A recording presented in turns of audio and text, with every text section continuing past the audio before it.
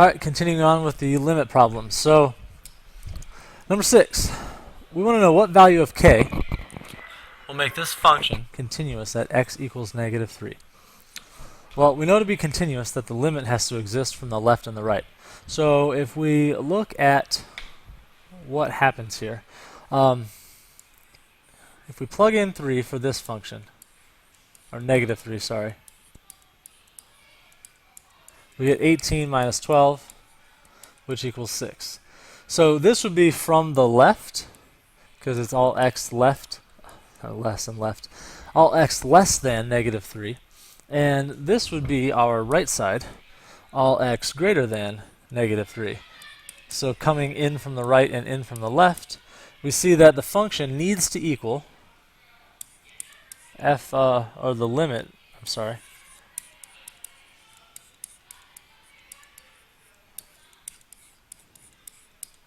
is 6, because these answers are both 6. So that means the limit actually exists. So for this to work, this right here at x equals negative 3 has to equal 6. So what value of k makes that true?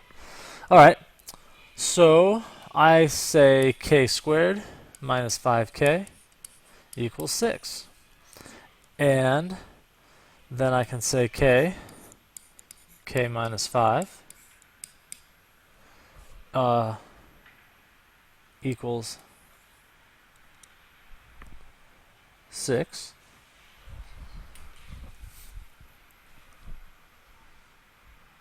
And I find that if k equals 6, this works because 6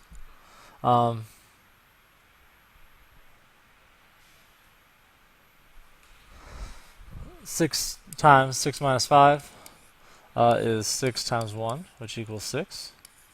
And also negative 1 makes this work. So that we get negative 1, sorry, times negative 6. The senior class meeting is beginning now in room 312. Sorry, apparently the senior class meeting is beginning now in room 312. So, where was I? Negative 6 times negative 1, which is a positive 6. So, the two values that look like they make this work, yeah, that work, are negative 1 and positive 6. So, two values that make this work, negative 1 and positive 6. Okay? 7. The graph shown above, and we need to see a little bit more of that to be able to read it. Clear our annotations.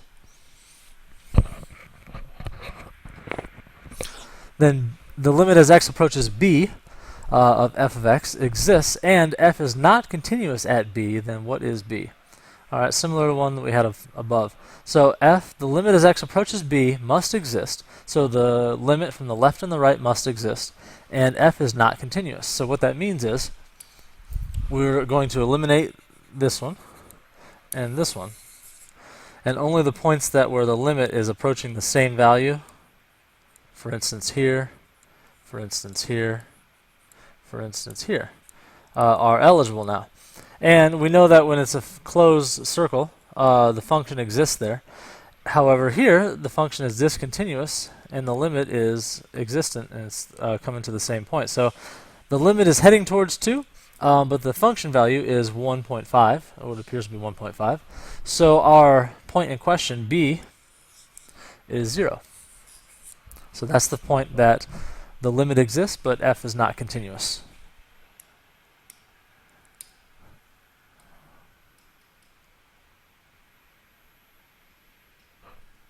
Oops. Trying to not look. There we go. Alright, what is the limit as x approaches infinity? Okay, so this one, the trick is that we want to look at the coefficients of the terms with the highest degree on the numerator and the denominator. And so we find that to be we have x squared here, and x squared is the highest term, highest degree for each portion. And the coefficient in front of this one is a 1, and here is a -4. So our answer is going to be 1 divided by -4, or -1/4. Number 9. If the limit as x approaches 3 of f of x equals 7, which of the following must be true? F is continuous at x equals 3. F is differentiable at x equals 3. F of 3 equals 7. Okay.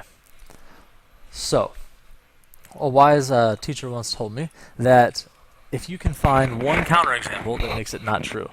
So, we're going to go through Roman numerals 1, 2, and 3 and see if we can't find a counterexample for each one of those. And if we can, then they are not true, and they won't count on what we're doing. Okay, so f is continuous at x equals 3. Well, I can make this limit equal 7. So if I just drew a very crude graph here, here's 3, and let's say here's y equals 7.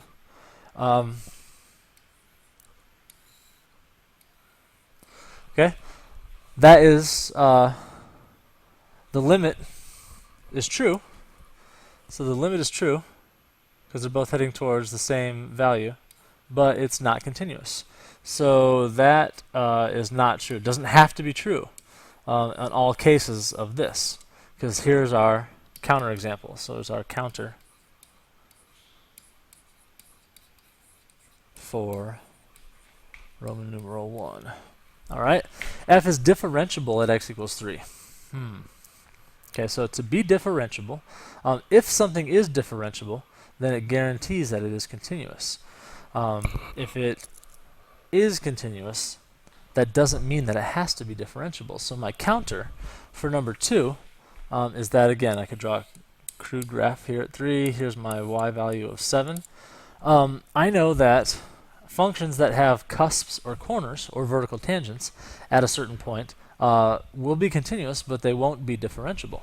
So all I would have to do is simply find some function, maybe an absolute value function, that did this, where so the limit is heading towards, so this is true, the limit of all that stuff is 7, but it is not differentiable. So there's my counter to argument number 2. And for my counter for argument 1 would also work for counter 3.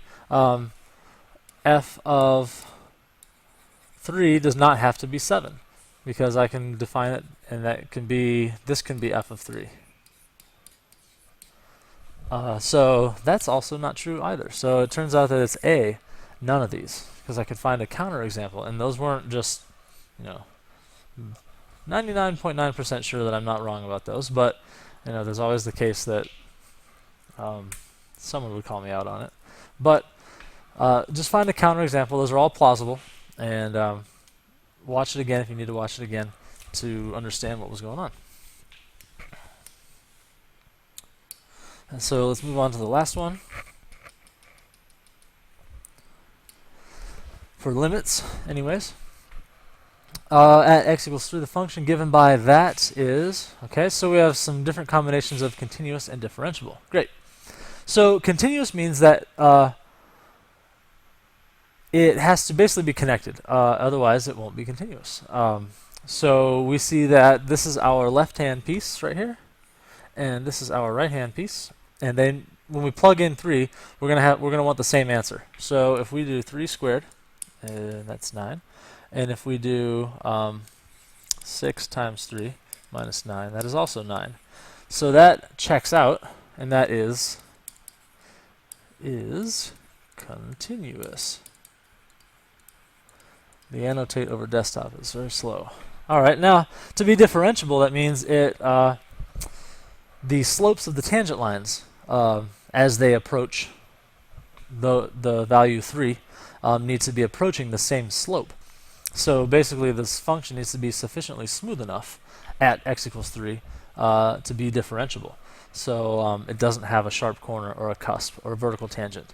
And so the slopes of the tangent lines again as we get closer and closer to 3. The slopes of the tangent lines should be that, and we find the slopes of the tangent lines by finding the first derivative. So my new function, so f prime x would be that for x less than 3, and it would be just 6 for x greater than or equal to 3.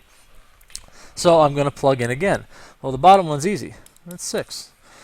So the slope of the tangent line for the second piece is going to be always 6. It's a linear function, constant rate of change. And the slope of the tangent line for my second one, plug in, is also 6 at that point. So because the slopes of the tangent lines are also 6, it is differentiable. And that's an F. Differentiable. All right. So since it is continuous and differentiable, that makes sense. Also, if we check it, if a function is differentiable, it has to be continuous. Then we see that E is our choice. Oh.